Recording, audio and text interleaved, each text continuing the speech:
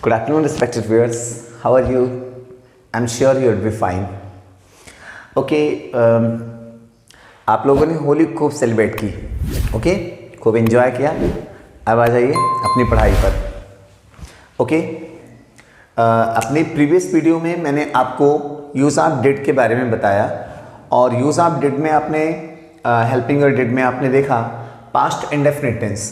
Because use did का जो use होता है वो पास्ट इंडेफिनिट टेंस में मिलता है, इसलिए पास्ट इंडेफिनिट टेंस में अफर्मेटिव और नेगेटिव के बारे में मैंने आपको अपने प्रीवियस वीडियो में बताया. अपने इस वीडियो में मैं आपको ये पार्ट 2 आप देख सकते हैं. पार्ट 2 में मैं आपको इंट्रोगेटिव सेंटेंसेस के बारे में बता रहा हूँ, जिसमें इंट्रोगेटिव फर्स्ट टाइप सबसे पहले हम इसको देखेंगे. इंट्रोगेटिव फर्स्ट टाइप कौन सा होता है बताइए, आप जानते हैं.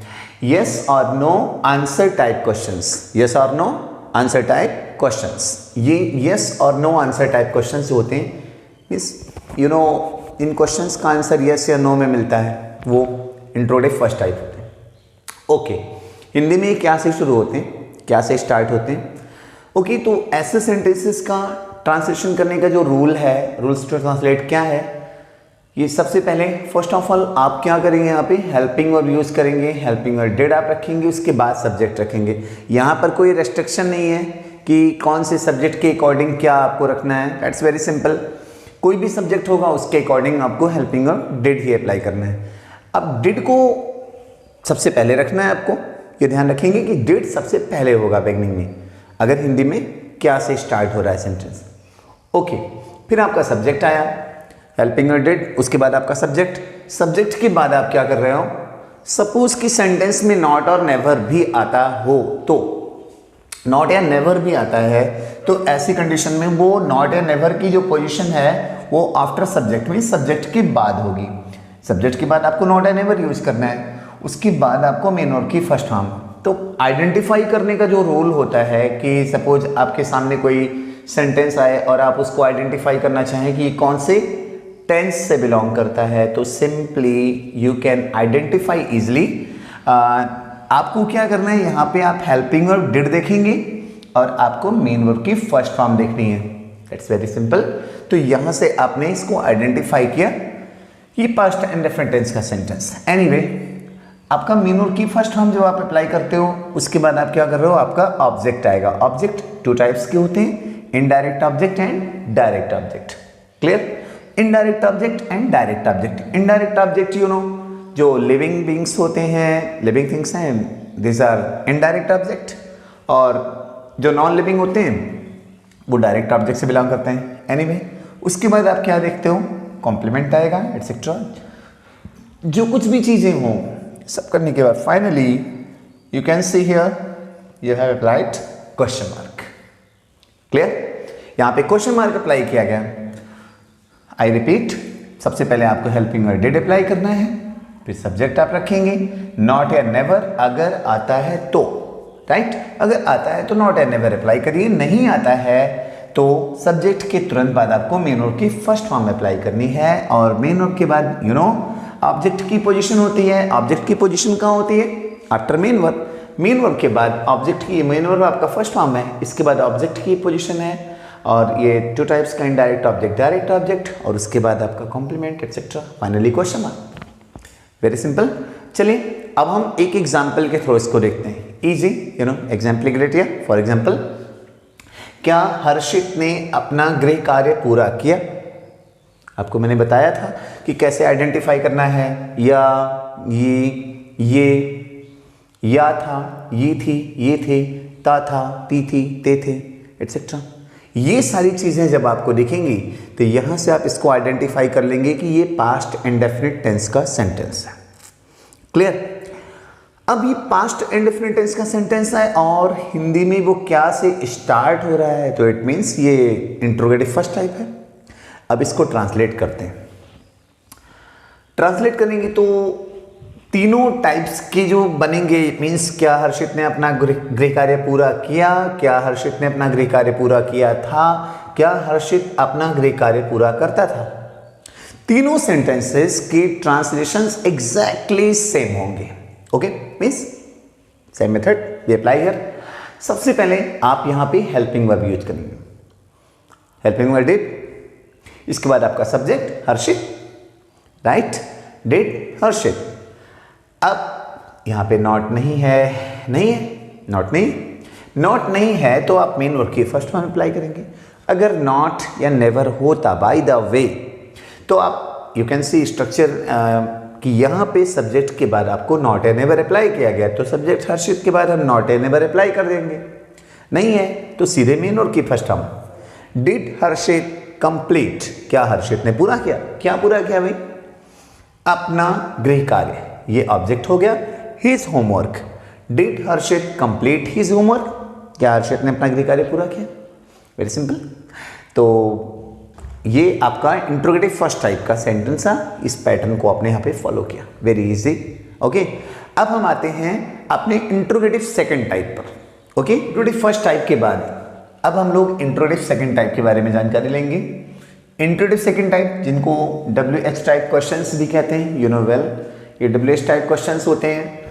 और जैसे कौन से सेंटेंसेज हैं आप अच्छे से जानते हैं कि सेंटेंसेस के बीच में, हिंदी सेंटेंसेस की बात अगर आप करें तो उसमें सेंटेंसेस के बीच में क्या, क्यों, कहाँ, कैसे, कब, किसको, किसने, इस टाइप के क्वेश्चन वर्ड्स आते हैं। तो आप आइडेंटिफाई कर लेते हो कि वो जो है आपका इंट्रोगेटिव सेकंड टाइप है, means WH type questions. Okay, चलिए अब हम क्या करते हैं, ट्रांसलेट करने के रूल्स पे आते हैं। तो क्या करना है कि जैसे ट्रांसलेट करना होता है तो क्या, क्यों, कहाँ, कैसे, जो भी क्वेश्चन वर्ड हो उस क्वेश्चन वर्ड को सेंटेंस में सबसे पहले ला करके हम रखते हैं, राइट, सबसे पहले इसको ला के रखते हैं। और जैसे WH फैमिली उसको हम बोलते हैं ना, जो आपका वाट हो गया, वेयर हो गया, व्हेन हो गया, जो भी क्वेश्चन वर्ड है उसको हम सबसे पहले ला के रखेंगे, वो आपकी WH फैमिली होगी। अब क्या करना है आपको, उसके बाद आपकी हेल्पिंग वर्ब होगी, हेल्पिंग वर्ब आपका डिड है। ओके, हेल्पिंग वर्ब डिड है। इसके बाद आप अपना सब्जेक्ट अप्लाई करेंगे। सब्जेक्ट के बाद अगर सेंटेंस में नॉट या नेवर नहीं या कभी नहीं हो तो सब्जेक्ट के बाद आपको नॉट या नेवर अप्लाई करना है। इसके बाद आपको मेन वर्ब की फर्स्ट फॉर्म अप्लाई करनी है। मेन वर्ब की फर्स्ट फॉर्म के बाद आप ऑब्जेक्ट आएगा, कॉम्प्लीमेंट आएगा, एक्सेट्रा जो भी हो, और फाइनली क्वेश्चन मार्क। ओके, अब आप क्या करेंगे, इसी पैटर्न को फॉलो करने के लिए यहाँ पे एक्सप्लेन करने के लिए आपको एक एग्जांपल दे रहा हूँ। तुम्हारे बड़े भाई ने तुम्हें कल क्यों पीटा, तुम्हारे बड़े भाई ने तुम्हें कल क्यों पीटा। आपकी बोलने से लगना चाहिए कि आप कोई क्वेश्चन पुट अप कर रहे हैं। ओके, इस सेंटेंस को ऐसे भी कह सकते हैं कि तुम्हारे बड़े भाई ने तुम्हें कल क्यों पीटा था। ओके, अब इसको ट्रांसलेट करना है। तो सबसे पहले आप देखो कि यहाँ पे एक क्वेश्चन वर्ड है, वो क्वेश्चन वर्ड है क्यों, और क्यों की इंग्लिश आपको सबसे पहले ला के रखनी है, क्योंकि इंग्लिश होती है वाई। ओके, तो वाई और डिड किसने, तुम्हारे बड़े भाई ने, your elder brother, why did your elder brother. अब मेन वर्ब आपका क्या है, पीटना, तो बीट मेन वर्ब की फर्स्ट फॉर्म होती है, beat, beaten. Why did your elder brother beat, किसको, तुम्हें, मीन्स यू, ऑब्जेक्टिव केस में। Why did your elder brother beat you, कब, कल। अब चूंकि कल दो टाइप के होते हैं, एक बीता हुआ कल, एक आने वाला कल। तो बीता हुआ कल डेफिनेटली अगर हम पास्ट को मेंशन कर रहे हैं सेंटेंस में तो आई एम श्योर आप अच्छे से जान रहे हैं कि आपको यस्टरडे अप्लाई करना है। और अगर हम फ्यूचर को मेंशन करते हैं तो इन दैट केस हमको क्या यूज करना है, टुमारो। ओके, आने वाले कल के लिए टुमारो हो जाएगा तब। तो सबसे पहले ये लास्ट में फाइनली आपको क्या करना है, यस्टरडे अप्लाई करना है। ओके, और क्वेश्चन मार्क अप्लाई कर देंगे। Why did your elder brother beat you yesterday, why did your elder brother beat you yesterday, तुम्हारे बड़े भाई ने तुम्हें कल क्यों पीटा था।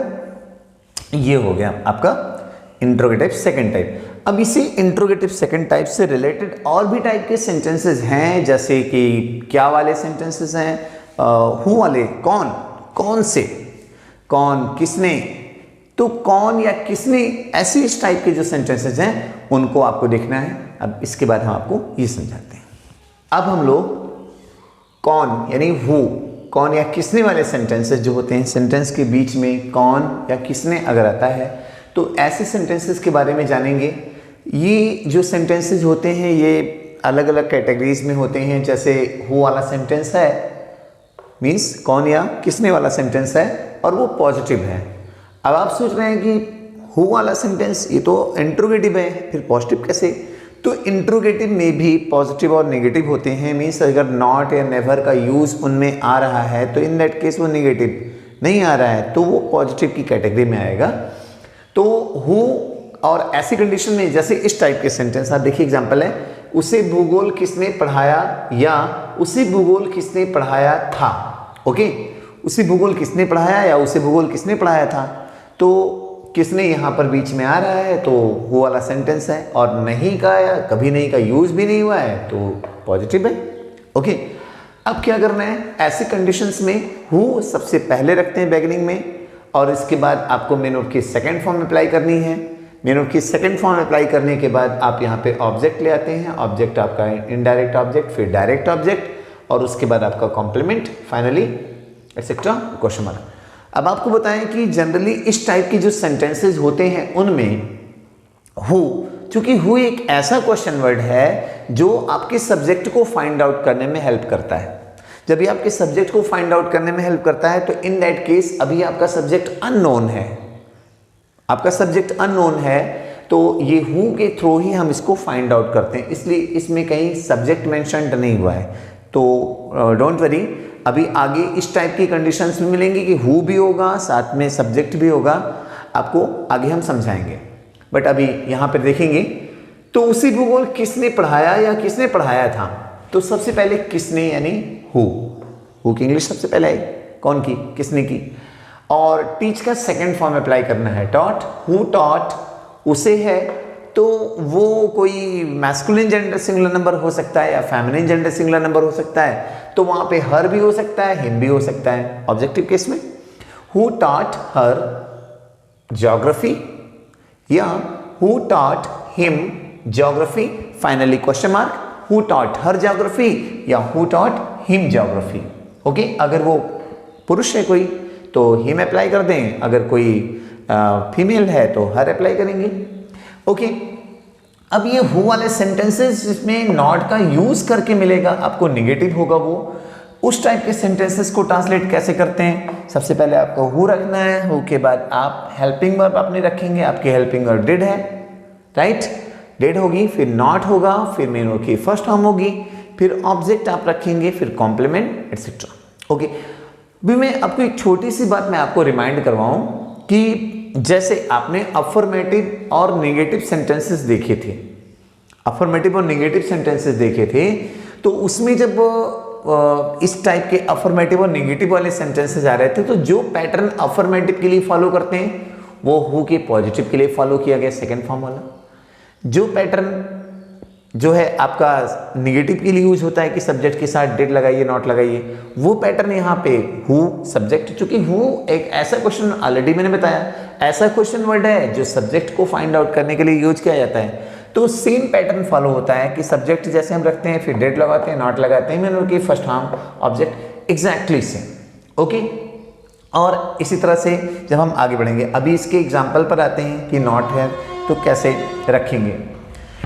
सबसे पहले उन्हें किसने भोज में आमंत्रित नहीं किया, या उन्हें किसने भोज में आमंत्रित नहीं किया था, उन्हें किसने भोज में आमंत्रित नहीं किया या उन्हें किसने भोज में आमंत्रित नहीं किया था। तो सबसे पहले तो भैया हम क्या करेंगे, किसने की इंग्लिश रखेंगे, और किसने की इंग्लिश होती है हु, क्लियर। तो हु, और ये आप देखो यहाँ पे डिड लगा है, नॉट लगाना है आपको, चूंकि नहीं आया है इसलिए ये पैटर्न फॉलो करना है आपको, हु डिड नॉट, और इसके साथ मेन वर्ब की फर्स्ट फॉर्म आमंत्रित करना, invite, who did not invite, किसको, उन्हें यानी them, who did not invite them, कहां पर इनवाइट नहीं किया उनको, कहां पर, भोज में। भोज को इंग्लिश में कहते हैं feast, FEAST। Okay, feast means भोज, तो in the feast, who did not invite them in the feast. अभी जनरली लोग इसको एक वर्ड एड्रेस करते हैं पार्टी, पार्टी में क्यों इन्वाइट नहीं, तो पार्टी वर्ड ले लेते हैं, बट फीस्ट वर्ड परफेक्ट है इसके लिए। Okay, who did not invite them in the feast, उन्हें किसने फीस्ट में इनवाइट नहीं किया, मीन्स भोज में आमंत्रित नहीं किया। अब हम बात करेंगे कभी नहीं किया। आई एम श्योर आप ये सब अच्छी तरीके से समझ रहे हैं, थोड़ा सा प्रैक्टिस करनी होगी, ये सारी चीजें इजीली आपको समझ में आ जाएंगी। अब हम नेवर वाले सेंटेंसेस पर आएंगे, तो देखते हैं कि नेवर वाले सेंटेंसेस को कैसे आपको करना है। अब हम आपको बताते हैं कि कैसे ऑलवेज या नेवर का यूज करना है, नेवर या ऑलवेज का यूज करना है आपको। तो जैसे आप देखो, सबसे पहले आपको हु यूज करना है। हु जैसे किसने या कौन है, तो उसकी इंग्लिश सबसे पहले आएगी। अब नेवर आपको यूज करना है। इसके साथ कंडीशंस चेंज होती जा रही हैं, तो नेवर या ऑलवेज की कंडीशन सेम होती हैं, इनका पैटर्न सेम होता है। तो हु के तुरंत बाद आपको नेवर या ऑलवेज यूज करना है, ओके। और उसके बाद मेन वर्ब की सेकंड फॉर्म अप्लाई करेंगे। उसके बाद ये आपका ऑब्जेक्ट आएगा, इनडायरेक्ट ऑब्जेक्ट, फिर direct object, finally complement etcetera, question mark, okay. अब जैसे ये इस टाइप के सेंटेंसेस आपको मिल रहे हैं कि हमारी पुस्तकें किसने कभी नहीं चुराई, या हमारी पुस्तकें किसने कभी नहीं चुराई थी, किसने कभी नहीं चुराई थी। तो किसने की इंग्लिश या कौन की इंग्लिश, या इसको ऐसे भी सेंटेंस हो सकता है कि हमारी पुस्तकें कौन कभी नहीं चुराता था। आपको पता होगा कौन चुराता था कौन नहीं। तो हमारी पुस्तकें कौन कभी नहीं चुराता था। तो अब क्या करेंगे, कौन की इंग्लिश या किसने की इंग्लिश को आप सबसे पहले रखेंगे। उसके बाद आपका कभी नहीं है तो आपको नेवर अप्लाई करना है, हु नेवर, राइट। अब क्या करना है, मेन वर्ब की सेकंड फॉर्म अप्लाई करेंगे, स्टील। स्टील मीन्स चुराना, और स्टील की तीनों फॉर्म्स होती हैं, स्टील, स्टोल, स्टोलन, ओके। तो हु नेवर स्टोल, क्या नहीं चुराई, हमारी पुस्तकें, our books. Who never stole our books, हमारी पुस्तकें किसने कभी नहीं चुराई या कौन कभी नहीं चुराता था, ओके। तो ये हो गया who never stole our books. Got it now, okay. Let's follow our next pattern using always. Always को यूज करके अपना नेक्स्ट पैटर्न फॉलो करते हैं कि जैसे इस टाइप का सेंटेंस है कि हमारी चुगली कौन हमेशा करता था, हमारी चुगली कौन हमेशा करता था, ओके। तो हमेशा वाला सेंटेंस आया, तो हमेशा कौन हमेशा करता, तो कौन आया, तो कौन की इंग्लिश आपको क्या करना है, सबसे पहले रखनी है हु, और इसके बाद ये आपका ऑलवेज आ जाएगा जो कि हमेशा है या सदैव है। तो हु ऑलवेज, और चुगली करना होता है बैक बाइट। बैक बाइट का सेकंड फॉर्म बैक बिट। अगर आपको बाइट की फॉर्म से याद रहेंगी तो बैक बाइट की इजीली लर्न कर सकते हैं आप, जैसे bite bit bitten, bite bit bitten. ऐसे ही बैक बाइट की फॉर्म्स हैं, back bite, back bit, back bitten. तो आपने सेकंड फॉर्म यूज किया back bit. Who always back bit, किसकी चुगली, हमारी, आवर, अस, ओके। तो who always back bit us, okay. Got it now. कौन हमेशा हमारी चुगली करता था, हमारी चुगली कौन हमेशा करता था, who always back bit us, okay. तो I am sure dear viewers, आप सभी को ये सारी चीज़ें बहुत अच्छी तरीके से समझ में आ रही हैं। बस थोड़ा सा एक पैटर्न आपको एक थोड़ा सा प्रोसेस करना है कि आप इन चीज़ों को रिपीटेडली वॉच करें, और मोर एंड मोर आपको प्रैक्टिस करनी है। ज़्यादा से ज़्यादा आप प्रैक्टिस करेंगे तो अभी ये मेरी वीडियोस हैं जिसपे कि मैं आपको हेल्पिंग वर्ब का यूज़ समझा रहा हूँ। ऑक्सिलरी वर्ब्स आपको देखनी है, जिसमें कि प्राइमरी ऑक्सिलरी आप देख रहे हो। तो जब ये सब चीज़ें कंप्लीट हो जाएंगी तो मैं क्या करूँगा, इन चीज़ों का एक प्रैक्टिस सेशन होगा वो पूरा, और उस पर सारी चीज़ों की कंबाइंड प्रैक्टिस मैं करवाऊँगा। तो उसको सारे स्टूडेंट्स और सारे व्यूअर्स उसमें ज्वाइन करेंगे तो बहुत ही परफेक्ट रिस्पांस आपको मिलेगा। तो आई एम श्योर आप लोग ऐसे ही मुझसे जुड़े रहिए, मेरे वीडियोस को देखते रहिए, सब्सक्राइब करते रहिए और शेयर करते रहिए। थैंक यू, जय हिंद।